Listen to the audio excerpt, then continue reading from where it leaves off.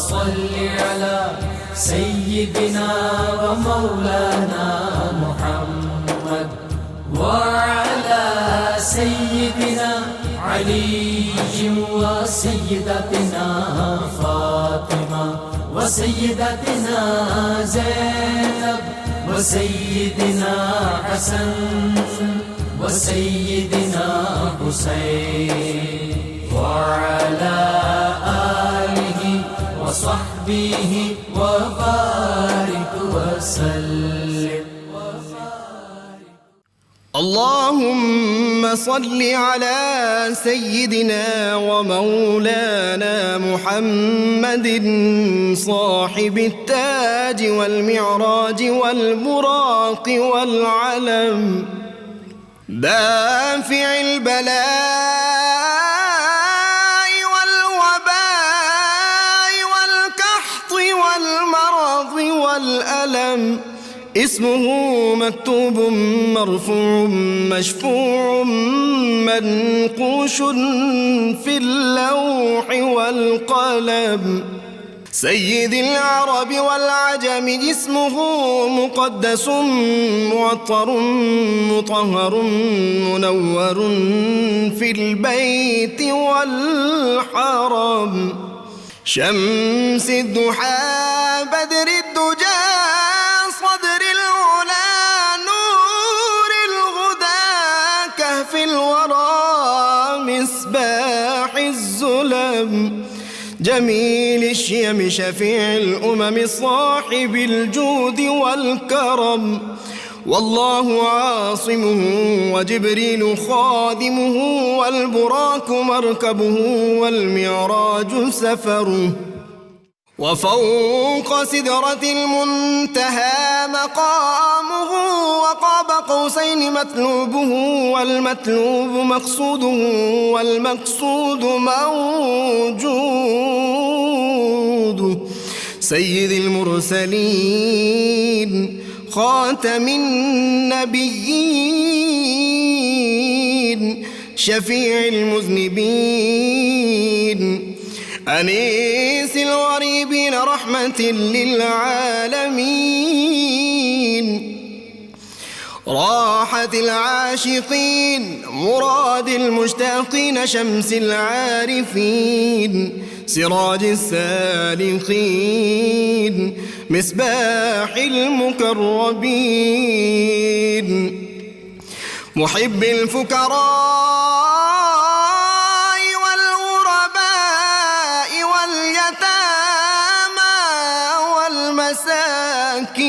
والمساكين سيد الثقلين نبي الحرمين إمام القبلتين وسيلتنا في الدارين صاحب قاب قوسين محبوب رب المشرقين ورب المغربين جد الحسن والحسين مولانا ومولى الثقلين سيدنا أبي القاسم محمد بن عبد الله نور من نور الله يا أيها المشتاقون بنور جماله بلغ العلا بكماله كشف الدجى بجماله حصنت جميع خصاله صلوا عليه وآله وأصحابه وسلموا تسليما علي وسيدتنا فاطمة बिस्मिल्लाहिर्रहमानिर्रहीम। अस्सलाम वालेकुम नाज़रीन, प्रोग्राम सुबह नूर के साथ आपका मेज़बान नज़ीर अहमद गाज़ी हाज़िर है। नाज़रीन किराम, हज़रत अबू अनीस मोहम्मद बरकत अली साहब रहमहुल्लाह की मशहूर तालीफ़ अस्माउन नबील करीम सल्लल्लाहु अलैहि वसल्लम से एक इसमें मुबारक पढ़ने की सआदत हासिल कर रहा हूँ। सैयदना अव्वलुल आबिदीन सल्लल्लाहु अलैहि वसल्लम हमारे सरदार बंदगी करने वालों से मुक़द्दम दुरूद व सलाम भेजे अल्लाह आप सल्लल्लाहु अलैहि वसल्लम, आपकी आले पाक और आपके सहाबा किराम पर। हज़रत साल बिन साद रज़ियल्लाहु अन्हु रवायत है کہ ایک شخص نے حضور نبی کریم صلی اللہ علیہ وآلہ وسلم کی بارگاہ اقدس میں عرض کیا، یا رسول اللہ صلی اللہ علیہ وآلہ وسلم، مجھے کوئی ایسا عمل بتائیں کہ جس کے کرنے سے میرا اللہ بھی مجھ سے محبت کرنے لگے اور لوگ بھی۔ آپ صلی اللہ علیہ وآلہ وسلم نے ارشاد فرمایا، دنیا سے بے رغبت ہو جاؤ، اللہ تم سے محبت فرمائے گا، اور جو کچھ لوگوں کے پاس ہے اس کا لالچ بھی دل سے نکال دو، وہ لوگ بھی تم سے محبت کرنے لگیں گے۔ ناظرین کرام، ایک بات میں شروع میں عرض کر دوں کہ تمام صحیح العقیدہ مسلمانوں کے نزدیک انبیاء کرام کی ذوات مقدسہ معصوم عن الخطا ہوتی ہے۔ انبیاء کرام کی بنیادی ڈیوٹی یا بنیادی ان کا جو مقصد ہوتا ہے وہ اللہ تعالیٰ کی بندگی کی طرف لوگوں کو لانا اور اللہ سے ملانا ہوتا ہے۔ اللہ تعالیٰ کی توحید اور اللہ تعالیٰ کی بندگی کا انہیں سبق سکھانا ہوتا ہے۔ ناظرین کرام، سید عالمین صلی اللہ علیہ وسلم کی حیات مقدسہ آپ کی پیدائش سے لے کر آپ کی ظاہری زندگی اور آپ کے وصال تک ساری ہمارے لیے نمونہ عمل ہے، نمونہ کمال ہے۔ بعض لوگوں کو یہ غلط فہمی ہوتی ہے کہ اظہار نبوت سے پہلے سید عالمین صلی اللہ علیہ وسلم کی شاید ذات پاک جو ہے وہ ہمارے لیے نمونہ کمال نہیں ہے، اور جو قرآن حکیم نے فرمایا لَقَدْ كَانَ لَكُمْ فِي رَسُولِ اللَّهِ أُسْوَةٌ حَسَنَةٌ، تو بعض لوگوں کو یہ غلط فہمی ہو جاتی ہے، وہ کہتے ہیں اظہار نبوت کے بعد کے بارے میں یہ آیت ہے۔ میں وہ غلط فہمی آج دور کر دینا چاہتا ہوں قرآن حکیم سے ہی۔ قرآن حکیم میں ارشاد ہے لَعَمْرُكَ، اے محبوب مقدس صلی اللہ علیہ وآلہ وسلم، ہمیں آپ کی حیات پاک کی قسم ہے۔ تو انسان کی زندگی یا حیات جو ہے وہ اس کی پیدائش سے لے کر اس کے وصال تک ساری کو کہا جاتا ہے، وہ کوئی خاص پورشن کو نہیں عمر مبارک کہا جاتا۔ اسی طرح دوسری قرآن حکیم کی آیت ہے، خود اللہ کے محبوب صلی اللہ علیہ وسلم نے جو کفار مکہ سے کہا تھا، اور اس کو قرآن حکیم نے قرآن میں پھر یہ نقل کر دیا، یہ قرآن کا حصہ بن گیا۔ آپ صلی اللہ علیہ وسلم ارشاد فرمایا فَقَدْ لَبِثْتُ فِيكُمْ عُمَرًا، میں تمہارے درمیان عمر کا ایک حصہ گزار چکا ہوں۔ تو نبی کریم صلی اللہ علیہ وسلم کا یہ ارشاد گرامی کہ میں تمہارے درمیان عمر کا ایک حصہ گزار چکا ہوں، یہ اس وقت کہا جب آپ نے اظہار نبوت کیا اور اپنی زندگی کو بطور ثبوت کے پیش کیا کہ لاؤ یہ شبنم صبح کی طرح میری زندگی ہے، اس پہ کوئی اعتراض کر کے دکھاؤ۔ بدترین دشمن جو تھے، جو آپ صلی اللہ علیہ وسلم کو شہید کرنا چاہتے تھے، وہ بھی آپ کو صادق و امین ہی کہہ کے پکارتے تھے۔ اور کردار کے بارے میں جو انہوں نے آپ صلی اللہ علیہ وسلم کی گواہیاں دی ہیں، اس کا ایک گواہی کا بہت مشہور جو نمونہ ہے وہ حلف الفضول، وہ معاہدہ ہے۔ اس معاہدے کے بارے میں ڈیٹیل تو میرے جو ہیں اسکالر آج وہ اس پہ بات کریں گے۔ بنیادی اس کا کرکس جو تھا وہ یہ تھا، یہ معاہدہ وہ تھا جس میں یہ طے ہوا تھا کہ تمام اشراف مکہ، تمام قبائل مکہ جو ہیں وہ اس بات پہ ایگری کر گئے تھے کہ ہم ہمیشہ ظالم کے خلاف مظلوم کی مدد کریں گے، مسکین غریب کا حق طاقتور سے لے کے اس کو دیں گے۔ یہ ایک حلف الفضول اس معاہدے کو کہا جاتا ہے۔ اس کی بیک گراؤنڈ جو ہے وہ یہ ہے تاریخی طور پر کہ شہر زبید کا ایک تاجر مکہ میں آتا ہے اور آ کے سامان فروخت کرتا ہے۔ عاص بن وائل بڑا مشہور سردار تھا، یہ جہنم رسید ہوا تھا بدر میں، اور سیدنا عمر رضی اللہ تعالیٰ عنہ کے یہ ماموں تھے، اور بڑا متکبر شخص تھا۔ اس نے مال لے لیا اس تاجر سے اور اس کو قیمت دینے سے انکار کر دیا، وہ منتیں کرتا رہا۔ جب اس نے نہیں سنا تو وہ جا کے جبل ابو قبیس کے اوپر جا کے کھڑا ہو جاتا ہے، وہاں آہوزاری کرتا ہے، اور اہل مکہ کو ان کے بڑے بڑے جو ان کے بزرگ تھے، بڑے سردار قبائل کے تھے، ان کی یاد دلاتا ہے اور کہتا ہے کہ تم ظالم ہو گئے ہو۔ اس طرح کی باتیں کرتا ہے کہ وہاں پہ سید عالمین صلی اللہ علیہ وسلم کے چچا جان حضرت زبیر بن عبد المطلب یہ بات سنتے ہیں، ان کے دل پہ بڑا اثر ہوتا ہے۔ وہ سارے قبائل کے سرداروں کو جمع کرتے کہتے ہیں یہ تو کوئی اچھی بات نہیں ہے، ہماری تو رسوائی اور بدنامی ہو رہی ہے، اور کس طرح یہ آہوزاری دلدوز چیخیں یہ شخص کر رہا ہے، اس لیے ہمیں بیٹھ کے کوئی معاہدہ کرنا چاہیے۔ یہ سب لوگ اکٹھے ہوتے ہیں، اور عبداللہ بن جدان یہ بھی ایک سردار ہے، اس کے گھر پہ سب جمع ہوئے۔ معاہدہ ہو گیا کہ آئندہ کے لیے ہم مظلوم کی مدد کریں گے، ظالم کے خلاف، غریبوں، مسکینوں اور ناداروں کی جو ہے وہ مدد بھی ہم کریں گے اور کسی کو زیادتی کرنے نہیں دیں گے۔ یہ معاہدہ ہو گیا، اس پہ سب سردار بیٹھے ہوئے تھے، سب نے شہادت دے دی، لیکن عبداللہ بن جدعان جو تھا اس نے سب سے کہا، جب انہوں نے کہا آئیے عباس بن وائل کے گھر چلتے ہیں اور اس سے اس آدمی کا حق دلاتے ہیں، اس نے کہا نبی ابھی ایک شہادت باقی ہے، ایک بڑی اہم شہادت باقی ہے۔ وہ سارے حیران ہوئے، انہوں نے کہا کہ اب کون سی شہادت باقی ہے؟ سارے سرداروں نے تو اس کی شہادت دے دی، سب ایگری کر گئے، سب اتفاق کر گئے۔ اس نے کہا ایک شخص ابھی رہتا ہے جو ہم میں سب سے زیادہ امن پسند ہے، جو ہم میں سب سے زیادہ غریبوں کا ہمدرد ہے، جو ہم میں سب سے زیادہ صلح جو ہے، وہ ہم میں سب سے زیادہ وعدے کا پابند ہے، اس کی شہادت کے بعد آج کا یہ معاہدہ مکمل ہو سکے گا۔ سب نے حیرت سے پوچھا وہ کون ہے؟ تو اس نے عبداللہ بن جدعان نے سیدنا زبیر کی طرف اشارہ فرمایا، حضور کے چچان کی طرف، اور کہا زبیر وہ شخصیت تمہارا بھتیجا محمد صلی اللہ علیہ وآلہ وسلم ہے۔ آپ صلی اللہ علیہ وسلم کی عمر مبارک اس وقت 20 برس تھی، آپ کو بلایا گیا، آپ گئے اور بڑی مسرت خوشی کے ساتھ مسکراتے ہوئے آپ نے وہاں پہ اس معاہدے میں بھی شریک ہوئے، اس کا حصہ بنے، اس کی تائید کی آپ صلی اللہ علیہ وسلم نے۔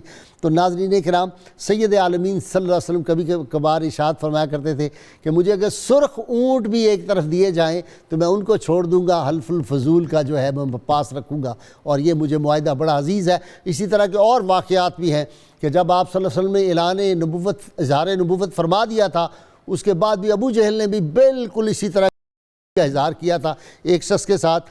تو کفار مکہ بیٹھے ہوئے تھے، وہ سب کے پاس گیا، انہوں نے کہا ابو جہل کے مقابلے میں ہم تمہاری مدد نہیں کر سکتے۔ مذاقاً انہوں نے مذاق کیا آپ صلی اللہ علیہ وسلم کے بارے میں، انہوں نے کہا محمد صلی اللہ علیہ وآلہ وسلم، محمد تمہاری مدد کر سکتا ہے، اس کے پاس چلے جاؤ۔ تو وہ بیچارہ جانتا نہیں تھا کہ یہ سب آپ صلی اللہ علیہ وسلم کے دشمن ہیں۔ وہ گیا، اس نے جا کہا میں مظلوم ہوں، ابو جہل میرا مال نہیں دے رہا۔ آپ صلی اللہ علیہ وسلم فرمایا آؤ میں تمہارے ساتھ چلتا ہوں، ہم تو ہر ظالم کے خلاف کھڑے ہوتے۔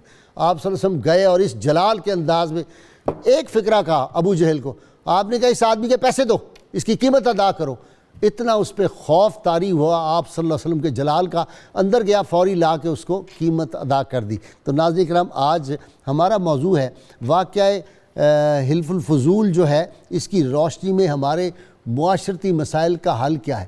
آج ہمیں کس طرح لوگوں کو آپس میں جوڑنا ہے، کس طرح لوگوں کے مسائل میں ان کی مدد کرنی ہے، کس طرح ہمیں مظلوم کی مدد کرنی چاہیے۔ ایک مسلمان کو لوگوں کے مسائل جو ہے وہ حل کرنے میں ہمیں ہمدردی کا ثبوت دینا چاہیے اور کوشش کرنی چاہیے کہ مسلمانوں کے باہمی اختلافات، یا اگر کوئی کسی کے پیسے نہیں دیتا، کسی کی جگہ پہ قابض ہو جاتا ہے، قبضہ کر لیتا ہے، کسی سے زیادتی کرتا ہے، تو اس کی مدد کی جائے۔ آج اس موضوع پہ میرے ساتھ جو شریک گفتگو ہیں، تینوں اسکالر آپ انصف ہیں۔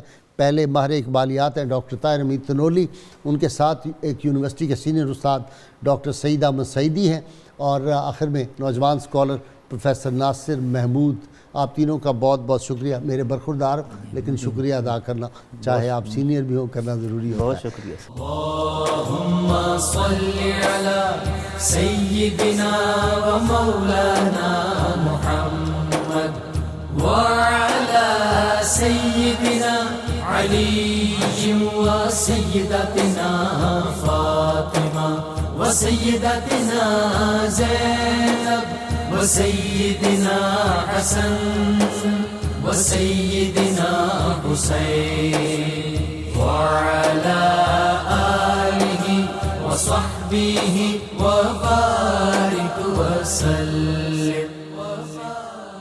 اللهم صل على سيدنا ومولانا محمد وعلى سيدنا علي وسيدتنا فاطمة وسيدتنا زينب وسيدنا حسن وسيدنا حسين وعلى آله وصحبه وبارك وسلم۔ جی، یہ حلف الفضول کہتے ہیں، حلف الفضول کہتے ہیں، تلفظ آپ درست کر لیں۔ بسم اللہ الرحمن الرحیم۔ غازی صاحب قبلہ، اسلام کی تاریخ میں، آپ صلی اللہ علیہ وسلم کی حیات پاک کے اندر، بلکہ دنیا کی تاریخ میں یہ جو معاہدہ ہے حلف الفضول، اس کی اگر آپ حقوق انسانی کی ایک ٹائم لائن بنائیں تو اس میں ایک بنیادی سنگ میل کی حیثیت ہے۔ سبحان اللہ۔ غازی صاحب قبلہ، اس تعارف تو آپ نے کروا دیا، حلف الفضول کی اہمیت اگر آپ نے سمجھنی ہے تو 3 ایسی ڈائمینشنز ہیں، جب آپ ان کو پیش نظر رکھتے ہیں تو یہ سامنے آتا ہے کہ اس ڈاکومنٹ کی اور اس معاہدے کی اہمیت کیا ہے۔ پہلی بات یہ ہے وہ کون سا ماحول تھا جس میں یہ معاہدہ طے پایا۔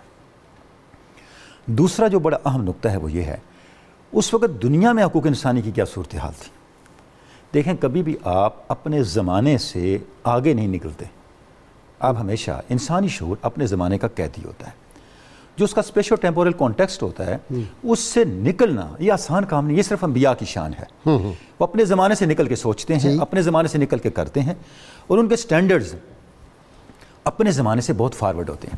اور تیسری بات یہ ہے کہ اس ڈاکومنٹ کی جو دستوری حیثیت ہے، قانونی حیثیت ہے، وہ کیا ہے۔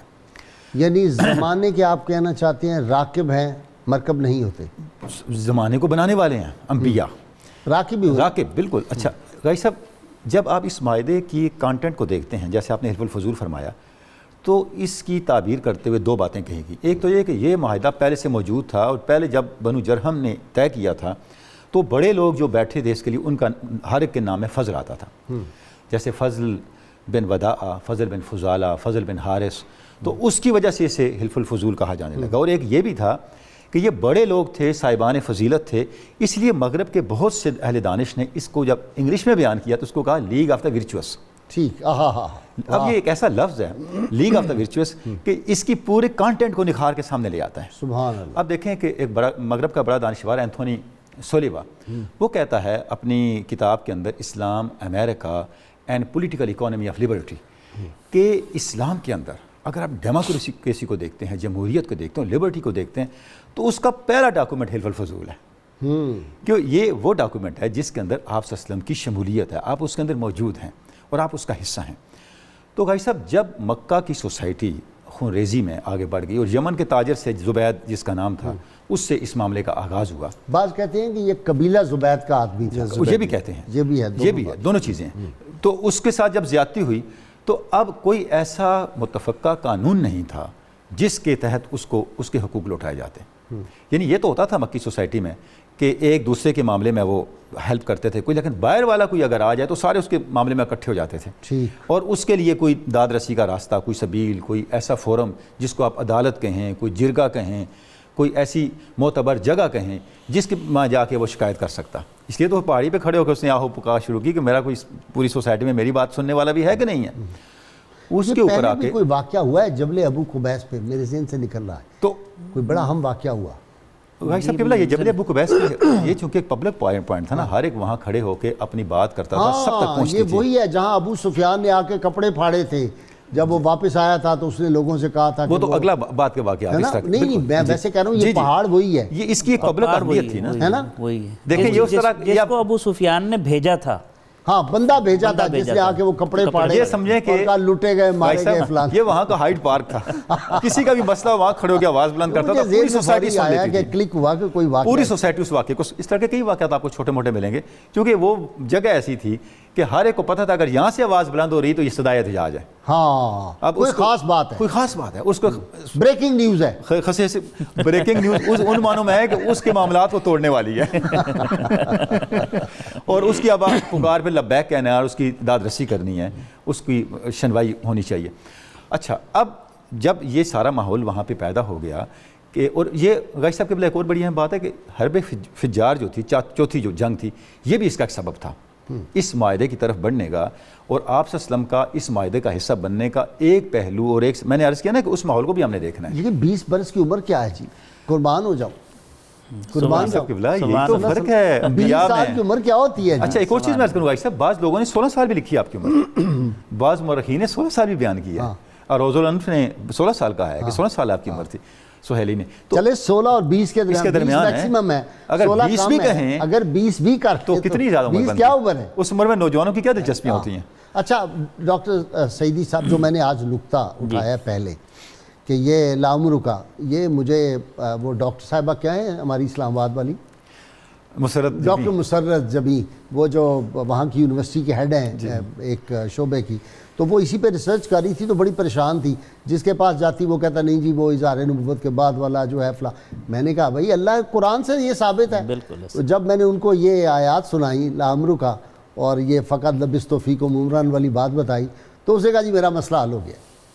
تو اس پہ غور کرنا چاہیے. ایسی بات ہے نا, یعنی آپ نے بطور نمونہ جو ہے وہ یہ نہیں کہا کہ میری اب 40 برس کے بعد کی جو حیات ہے یہ تمہارے سامنے پیش کرتا ہوں نمونہ, نہیں, وہ جو میں گزار چکا ہوں دیکھو اس کو. بالکل ایسے 3 قسم کی عمریں قرار پاتی ہیں. ایک عمر بعثت ہے, ایک عمر ولادت ہے, اور ایک عمر وہ ہے جو تخلیق نور محمدی سے ہے سبحان اللہ صلی اللہ علیہ وسلم. تو وہ اللہ تو تعالیٰ میں نے کہا وہ اسپرچول ایسپیکٹ ہے, وہ میں نے اللہ تعالیٰ نے تینوں کی قسم کھائی ہے ہاں امروں کا. میں ایک اور حوالے سے عرض کرتا ہوں. پہلے تو میں حضرت زبیر کے وہ اشعار آپ کو سناتا ہوں جو انہوں نے پڑھے تھے. اچھا. ان الفضول تعاقدوا وتحالفوا اللہ یقیم ببطن مکہ تظالموا, کہ فضل نامی شخصیات نے یہ پختہ عہد کیا اور حلف اٹھایا کہ مکہ میں ظالم نہیں ٹھہر سکے گا. واہ. امر علیہ تعاقدوا وتواثقوا, ایک ایسے معاملے کے اوپر انہوں نے عہد کیا اور پختہ عہد کیا. فالجار والمعتر فیہم سالم, کہ اس میں چاہے مکہ کا رہنے والا ہے یا مکہ سے باہر آنے والا شخص ہے اس کا حق اس کو دلوایا جائے گا. واہ واہ. یہ حضرت زبیر نے خوشی کا اظہار کیا اور باقاعدہ یہ کہا. ہمارے لیے کیا سبق ہے جو آپ نے موضوع بیان کیا اس کی روشنی میں؟ فقہ و سیرہ کے کئی پہلو نکلتے ہیں. ایک پہلو تو یہ ہے کہ کوئی بھی زمانہ خیر سے اور رجال خیر سے خالی نہیں ہوتا, سبحان اللہ, ان کو کوارڈینیٹ کرنے کی ضرورت ہوتی ہے. ٹھیک. دوسرا سبق یہ ہے کہ جو خیر کے ثمرات ہوتے ہیں وہ کبھی منقطع نہیں ہوتے, وہ جاری رہتے ہیں. ٹھیک. اور اتنے 100 سال بعد آج بھی ہم اس کا تذکرہ کر رہے ہیں. ٹھیک. تیسرا اس میں سبق یہ ہے کہ خیر کے کام میں ہر مذہب کے لوگوں سے کام لیا بھی جا سکتا ہے اور دیا بھی جا سکتا ہے, اس میں مذہب کی پابندی نہیں ہوتی. ٹھیک. خیر کے کام وتعاونوا علی البر والتقوی. چوتھا اس کا پوائنٹ یہ ہے کہ خوبی کا اعتراف کرنا چاہیے چاہے وہ خوبی غیر مسلم میں بھی پائی جائے. ٹھیک. پانچواں اس کا یہ پہلو ہے کہ اگر ایک طرف پیسہ ہو اور دوسری طرف پبلک ویلفیئر کا کام ہو تو سنت نبوی صلی اللہ علیہ وسلم یہ ہے کہ پبلک ویلفیئر کو ترجیح دی جائے. ٹھیک. جو آپ صلی اللہ علیہ وسلم فرماتے تھے کہ اگر مجھے سرخ اونٹ بھی دیے جائیں تو میں وہ نہیں لوں گا, میں اس کو پسند کروں گا. اور آخری پوائنٹ یہ ہے جو داعی اللہ ہوتا ہے, جو دعوت دین کا کام کرتا ہے, اسے کبھی بھی سماجی مسئلوں سے اور سماج سے کٹ کر نہیں رہنا چاہیے. جی ناصر, بڑے اچھے پوائنٹ دیے ہیں ڈاکٹر سعیدی. بسم اللہ الرحمن الرحیم. حضور اصل بات یہ ہے کہ اس وقت جو عرب معاشرے کی کیفیات تھیں اگر تھوڑا سا ان پر غور کریں تو مزید واضح بات ہو جاتی ہے, جس کو ہمارے ڈاکٹر تنولی صاحب نے بیان فرمایا. ایسا معاشرہ تھا حضور, انہوں نے جو حرب فجار کی یہ حرمت والے مہینوں میں کر دی, اور حرمت والے مہینے وہ تھے جن میں اللہ پاک نے انہیں جنگ کرنے سے, قتال کرنے سے, قتل کرنے سے, ظلم کرنے سے روکا ہوا تھا, اور یہ لوگ عرصہ دراز سے ان مہینوں کا احترام کرتے تھے. ٹھیک. اب مکہ کی کنڈیشن کیا تھی؟ سارے عرب پیننسولا میں ایک مرکز کی حیثیت تھی, لوگ یہاں پر آتے تھے, یہاں کاروبار تھا, یہاں تجارت تھی, اور بہت بڑے بڑے یہاں پر لگتے میلے اور لوگ آتے تھے. اکاز کا میلہ, جی ہاں, عورتیں بھی بکتی تھیں, بڑا مطلب سٹال لگتے تھے. مطلب یہ کہ حضور وہ تجارتی ہب تھا اور دور دراز سے لوگ آتے, اور حالات یہ ہو گئے اس ہب میں کہ لا قانونیت کی انتہا ہو گئی, جو تکڑا ہے وہ مال چھین کے چھین لیتا. اور حالات یہاں تک پہنچے کہ جب انہیں کسی نے کہا کہ یہ تو حرمت والے مہینے ہیں, انہوں نے مہینے آگے پیچھے کر دیے. اللہ تعالیٰ نے اس بات کو منع کیا قرآن مجید میں, ارشاد فرمایا انما النسیء زیادۃ فی الکفر یضل بہ الذین کفروا یحلونہ عاما ویحرمونہ عاما. اللہ پاک نے اس نسی کو, جس میں مہینوں کو آگے پیچھے کہنا, فرمایا یہ کفر میں زیادتی ہے. یہ اللہ کے مقرر کردہ مہینے ہیں. ان عدۃ الشہور عند اللہ 12 شہرا فی کتاب اللہ یوم خلق السماوات والارض منہا 4 حرم. مہینے وہی رہیں گے. آپ رمضان کو آگے پیچھے نہیں کر سکتے, آپ محرم کو آگے پیچھے نہیں کر سکتے, آپ ربیع الاول کو آگے پیچھے نہیں کر سکتے. اب وہ لوگ یہ کرتے تھے کہ مہینے آگے پیچھے کرتے اور جنگ جاری رکھتے, یعنی کوئی قانون نہیں رہا, لا لیسنس کی انتہا ہو گئی.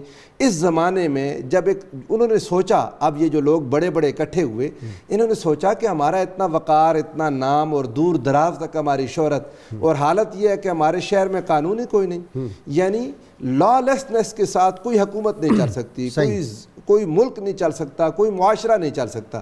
کوئی تو قانون ہو جس کی کوئی پابندی کرتا ہو. قانون اللہ کے رسول صلی اللہ علیہ وآلہ وسلم نے اور خدا نے جو عطا کیا, چونکہ قانون بنانے والی ذات تو اللہ کی ہے, اور پھر اللہ کی نیابت میں رسول اللہ صلی اللہ علیہ وآلہ وسلم، پھر رسول اللہ کی نیابت میں ریاستیں ہیں جو قانون بناتی ہیں۔ اس قانون کی پابندی کا عالم یہ اللہ پاک نے قرآن پاک میں ارشاد فرمایا، ما کان لبشر ان یؤتیہ اللہ الکتاب والحکم والنبوہ ثم یقول للناس کونوا عبادا لی من دون اللہ ولکن کونوا ربانیین بما کنتم تعلمون الکتاب وبما کنتم تدرسون۔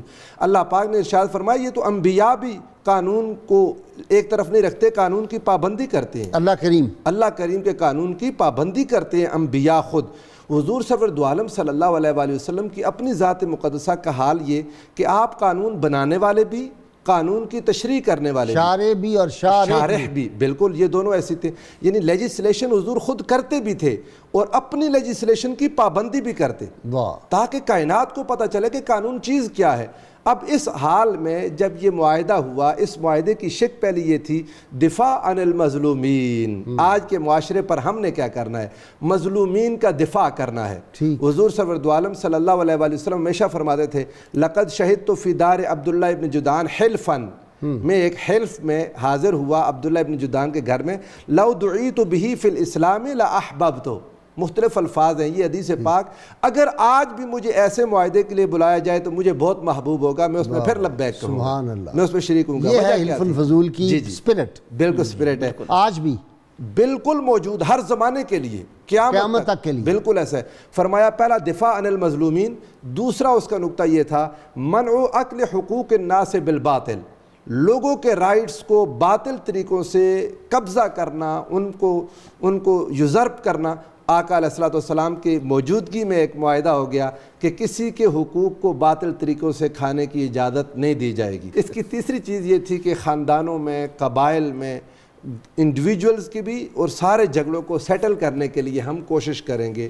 حضور نبی کریم صلی اللہ علیہ وآلہ وسلم کی ساری زندگی اور تعلیمات اسی پر ہیں۔ حضور اگر ہم دیکھیں اس باب میں حضور علیہ الصلوۃ والسلام کے اظہار نبوت سے یہ پہلے کا عرصہ بھی حضور کی نبوت کا ہی عرصہ ہے۔ اللہم صلی علی سیدنا و مولانا محمد وعلی سیدنا علی و سیدتنا فاطمہ و سیدتنا زینب و سیدنا حسن وسيدنا حسين وعلى آله وصحبه وبارك وسلم اللهم صل على سيدنا ومولانا محمد وعلى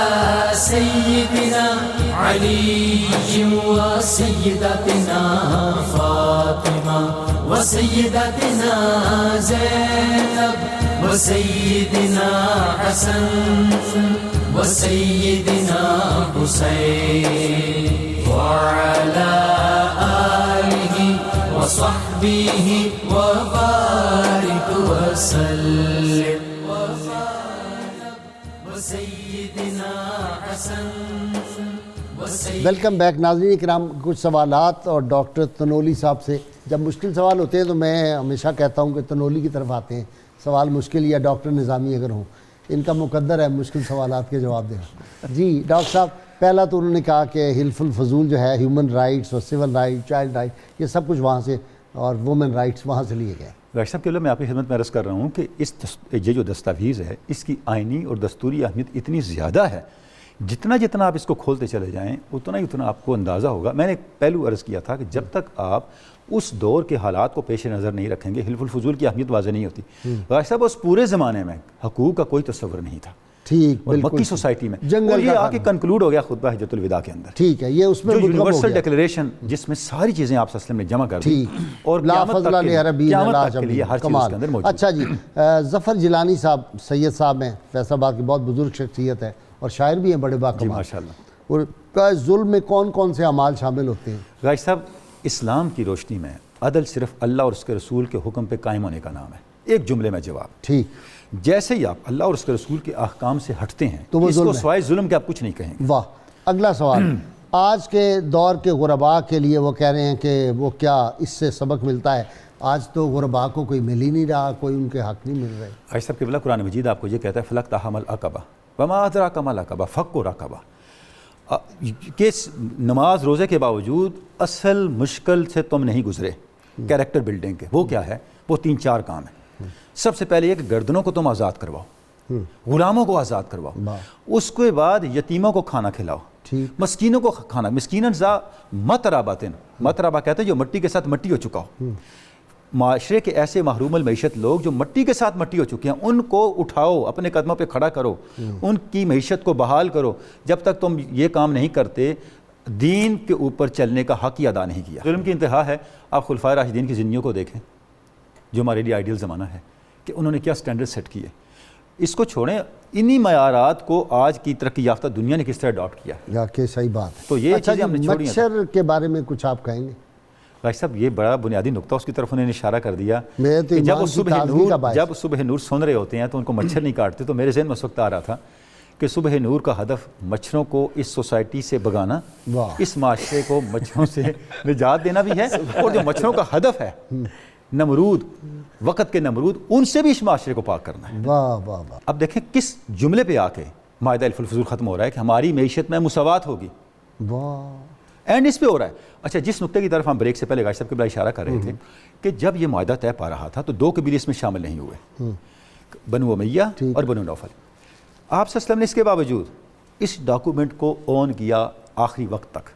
اس کا سبب کیا ہے؟ اور اس میں سبب کیا ہے؟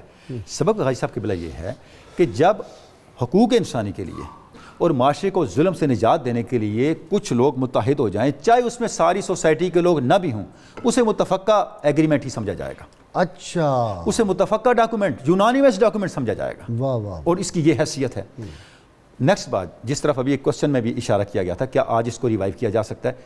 اگر کوئی ایسا ڈاکومنٹ سوسائٹی میں ہو جس کا تعلق حقوق انسانی کے ساتھ ہو، معاشرے کو ظلم سے نجات دینے کے لیے ہو، اس کو کہتے ہیں سوشل کانٹریکٹ، ایسا کوئی معاہدہ عمرانی ہو رہا ہو، اس کی تجدید کی جا سکتی ہے کہ چاہے کوئی بھی مرحلہ ہو زندگی کا۔ غازی صاحب قبلہ میں یہ عرض کر رہا تھا کہ یہ جو ہم بات کر رہے تھے کہ سوشل کانٹریکٹ جس کا تعلق ظلم کے خاتمے اور حقوق انسانی کی بحالی سے ہو، اس کو ریوائیو کیا جا سکتا ہے چاہے قومی زندگی کا کوئی بھی مرحلہ ہو۔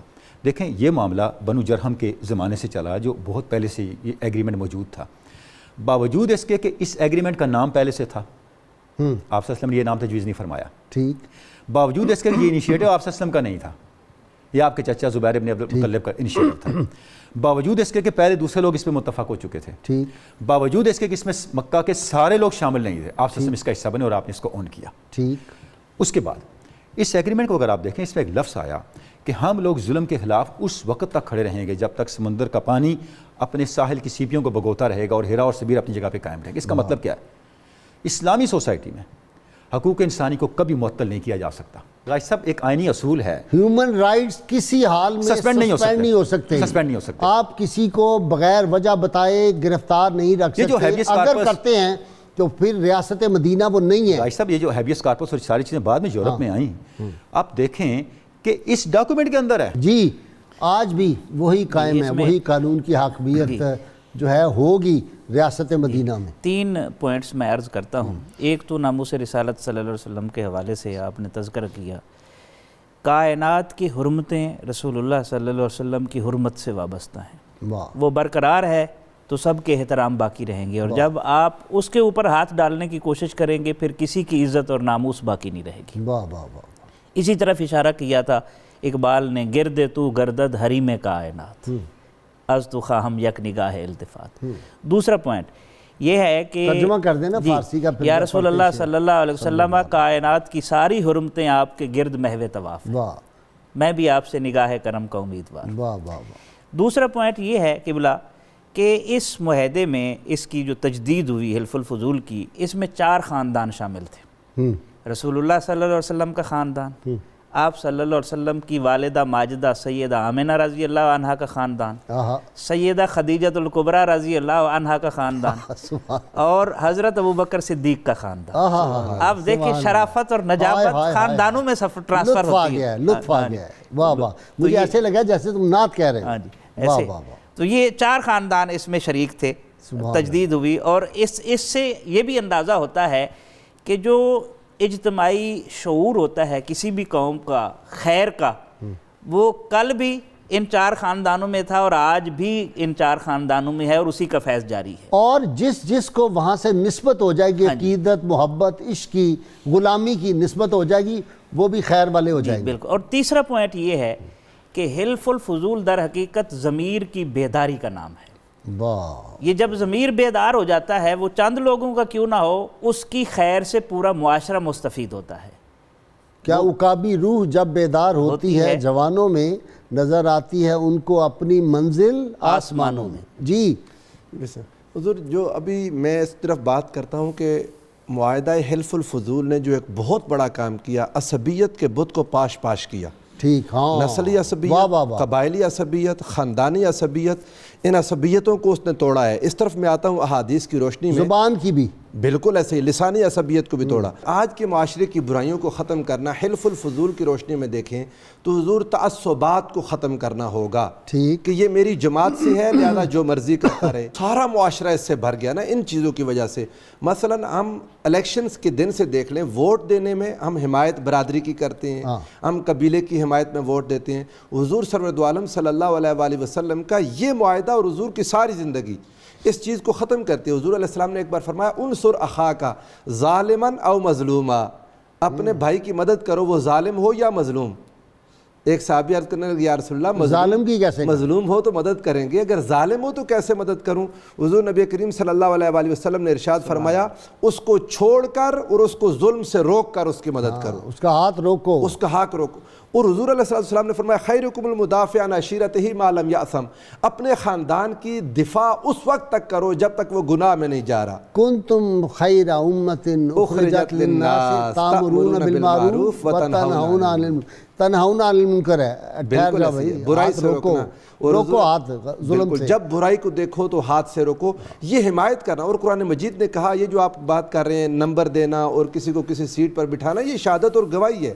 اللہ پاک نے منع فرمایا اس بات سے کہ اگر وہ گواہی، ظلم نہیں ہے، بالکل ظلم ہے، یعنی اس کو آپ اس کے حق سے اس لیے محروم کریں وہ آپ کے عقیدے کا نہیں ہے، استغفر اللہ اس سے بڑا کیا ظلم ہے؟ اور اللہ پاک نے فرمایا گواہی دینی ہے، وہ گواہی تمہاری اپنی ذات کے خلاف، وَلَوْ عَلَىٰ أَنفُسِكُمْ أَوِ الْوَالِدَيْنِ وَالْأَقْرَبِينَ، تمہاری ذات کے خلاف گواہی جاتی ہے تب بھی دے دو، والدین کے خلاف جاتی ہے تب بھی دو، اور تمہارے اقربا کے خلاف جاتی ہے تب بھی دو۔ اس میں حضور آپ کی وساطت سے یہ بات کروں گا، ایک حدیث پاک بیان کروں گا۔ اہل فارس سے ایک شخص تھا، اس نے ایک مشرک کو احد کے اندر مارا، تو وہ کہتے ہیں فَضَرِبْتُ رَجُلًا مِنَ الْمُشْرِكِينَ، اور میں نے مارتے ہوئے کہا، خُذْهَا مِنِّي وَأَنَا الْغُلَامُ الْفَارِسِي۔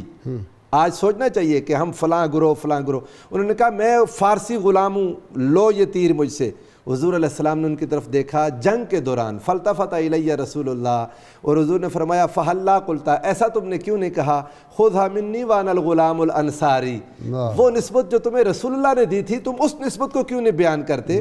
تم کیوں نہیں کہتے کہ لو مجھ سے یہ غلام انصاری؟ اللہم صلی علی سیدنا و مولانا محمد وعلی سیدنا علی و سیدتنا فاطمہ و سیدتنا زینب و سیدنا حسن و سیدنا حسین وعلی آلہ وصحبہ وبارک وسلم۔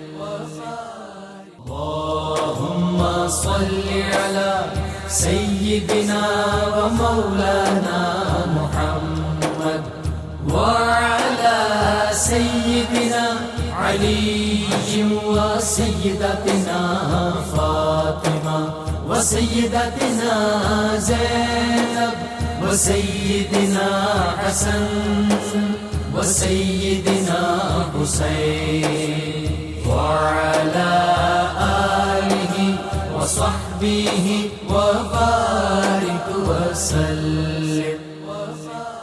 ڈاکٹر صاحب، بھائی صاحب قبلہ ابھی آپ فرما رہے تھے کہ لوگ حقوق انسانی کی بات کیسے کریں جب کروڑوں کی فیسیں مل رہی ہوں، تو میرے ذہن میں آ رہا تھا اس کا جواب حلف الفضول کے اندر موجود ہے۔ اچھا، آپ نے ارشاد فرمایا اگر کوئی مجھے سرخ اونٹ بھی دے میں چھوڑ دوں گا اور میں معاہدے پہ قائم رہوں گا. واہ واہ واہ, حق کی بات کریں گے. سرخ اونٹ آپ کو پتا اس زمانے کا سب سے پریشیس ایسٹ یہ مرسیڈیز تھی اور مرسیڈیز تھی. رولز رائس تھی. آخری بات, وقت بھی ہمارا ختم ہو رہا ہے. آج بھی ہمارا نہیں انشاءاللہ ختم ہوگا. اہل حق کا وقت قیامت تک جاری رہے گا. یہ مجاز مرسل ہے. بلے شاہ سب مرنا نہیں, گور پہ کوئی اور. جو رسول اللہ کے نام پہ مرتے ہیں وہ ان کو نئی حیات, کشتگان وہ وقت الگ ہے, وہ وقت الگ ہے. یہ اور وقت کی بات ہو رہی ہے. عشق کی تقویم میں عصر رواں کے سوا. غازی صاحب عرض یہ ہے کہ معاہدہ حلف الفضول کو آج بھی پریسیڈنٹ بنایا جا سکتا ہے. کیسے؟ سیدنا امام پاک امام حسین رضی اللہ تعالیٰ عنہ, آپ کا کوئی معاملہ گورنر مدینہ ولید بن عتبہ کے پاس گیا اور اس نے درست فیصلہ نہ کیا, ظالمانہ فیصلہ کیا. آپ نے فرمایا تم اپنے فیصلے کو ریویو کرو, اگر تم ظلم پہ قائم رہے تو میں تلوار لے کے مسجد نبوی میں آ جاؤں گا اور حلف الفضول پہ سوسائٹی سے مدد مانگوں گا. جیسے ہی آپ نے یہ بات کہی, حضرت عبداللہ ابن زبیر اور بہت سے صحابہ نکل آئے. انہوں نے کہا اگر حسین یہ بات کہنے کے لیے مدینہ مسجد نبوی میں آئے تو سب سے پہلے لڑنے والے ہم ہوں گے, اور اس وقت تک لڑتے رہیں گے جب تک یا تو حسین کو ان کا حق مل جائے یا ہماری جان چلی جائے. سبحان اللہ. بہت شکریہ ڈاکٹر صاحب آپ کا, ڈاکٹر سعیدی آپ کا بھی, ناصر آپ کا بھی شکریہ. کتاب الشفا سے نسخے کا وقت ہو گیا. اعضائے جسمانی کی سلامتی کا یہ نسخہ ہے. جس کو کسی بیماری کی وجہ سے اپنے جسم کے کسی عضو کے ضائع ہونے کا خطرہ ہو تو وہ اللہ تعالیٰ کا اسم مبارک یا محیی 7 بار صبح اور 7 بار شام کو پڑھ کر دم کر لے. انشاءاللہ تمام اعضاء سلامت رہیں گے.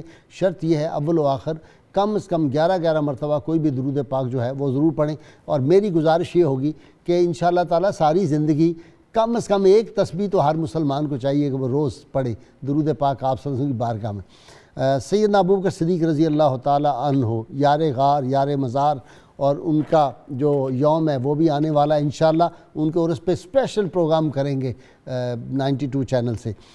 فرماتے ہیں جس شخص پر نصیحت اثر نہ کرے اسے سمجھ لینا چاہیے کہ اس کا دل ایمان سے خالی ہے. اللہم صلی علی سیدنا و مولانا محمد وعلی سیدنا علی و سیدتنا فاطمہ و سیدتنا زینب و سیدنا حسن وسيدنا حسين وعلى آله وصحبه وبارك وسلم.